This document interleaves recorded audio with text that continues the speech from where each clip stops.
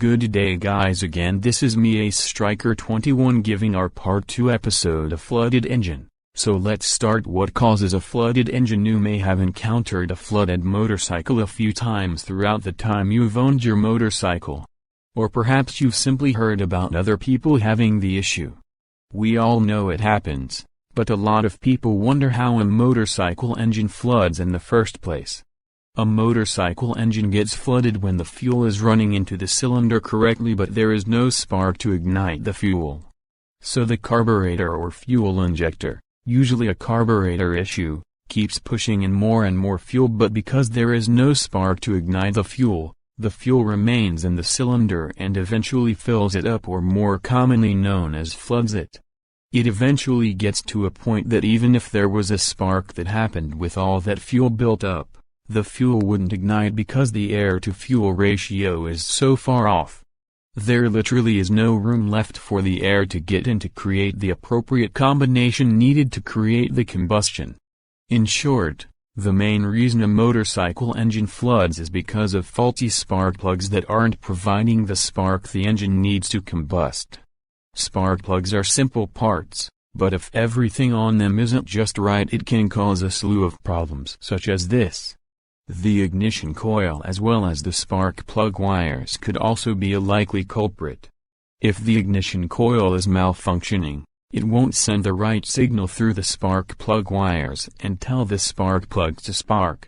Similarly, if the spark plug wires are worn or cracked, the current could arc to the frame, which prevents the spark plugs from getting a spark at all.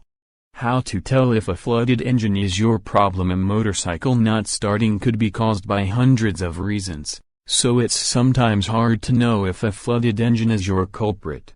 There are a few specific symptoms that can easily indicate that a flooded engine is your problem. Obviously, the first symptom will be that your motorcycle won't start. The starting mechanism will sound perfectly normal, but that the combustion just isn't happening. The second biggest sign of a flooded engine is a sudden smell of gas. Because gas is building up in the cylinders, you'll easily be able to smell it. The third sign to look for is any fuel dripping or spraying out of the exhaust pipe. Some water may have built up inside the pipes, so if they're spraying any liquid, make sure it is gas that it's spraying. If you have all three of these symptoms, chances are the reason your motorcycle isn't starting is due to a flooded engine.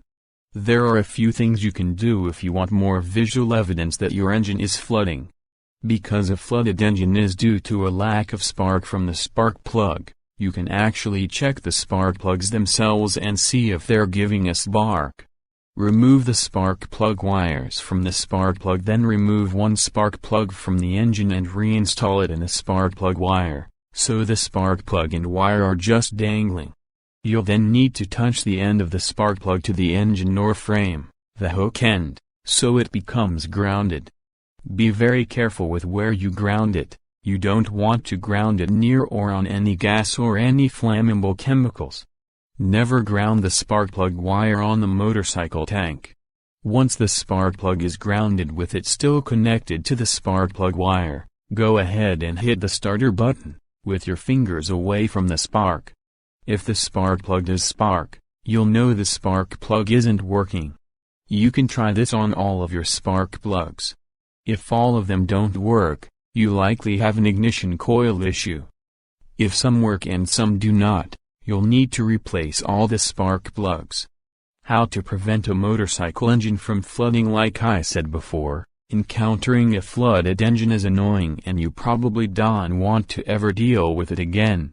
There are a few steps you can take in caring for your motorcycle that will prevent your engine from flooding in the future. The main reason a motorcycle engine floods is because of malfunctioning spark plugs. Spark plug maintenance is key in keeping up with the health of your motorcycle engine. You'll need to examine your spark plugs at least once a year and replace any if they look less than functional. A lot of people don't understand the importance of the spark plug gap at the end of the spark plug, the distance between the spark plug and the electrode at the end, or the hook-looking part. People often buy a spark plug from the auto store and place it in the spark plug hole and call it good. While this will work for a while, it won't be as efficient in the long run.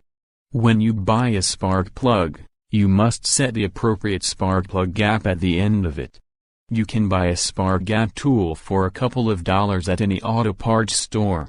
You'll need to look in your owner's manual or look online about what the appropriate gap space needs to be on each spark plug in your motorcycle and make the appropriate changes to it using your tool.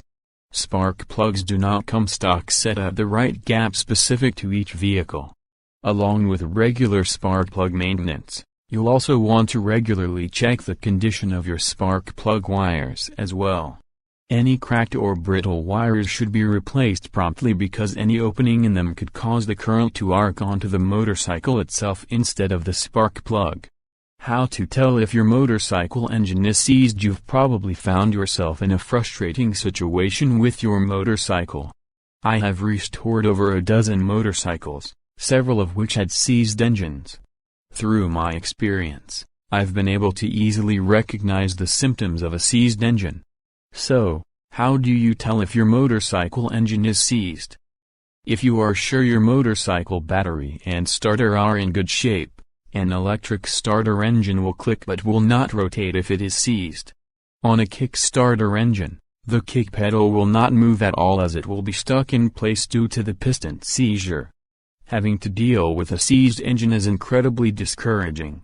You may feel overwhelmed or that this is over your head. There's a lot to consider when it comes to seized motorcycle engines, and it may be possible for you to fix it yourself. What causes a motorcycle engine to seize? There are several ways a motorcycle engine seizes. Unfortunately, it happens more frequently than you'd expect. If you suspect this is what has happened with your bike, you're not alone. Depending on the cause, you may or may not be able to fix it. The first and most common reason a motorcycle engine seizes is because of lack of lubrication. If you have failed to add or top off the oil in your engine, it's likely there is an engine seizure. If you suspect this to be the reason your engine has seized, the damage may be too severe for you to fix yourself. The oil's job is to lubricate and transfer heat away from the moving parts of the engine. Friction is created when the metal parts are moving against each other thousands of times a minute.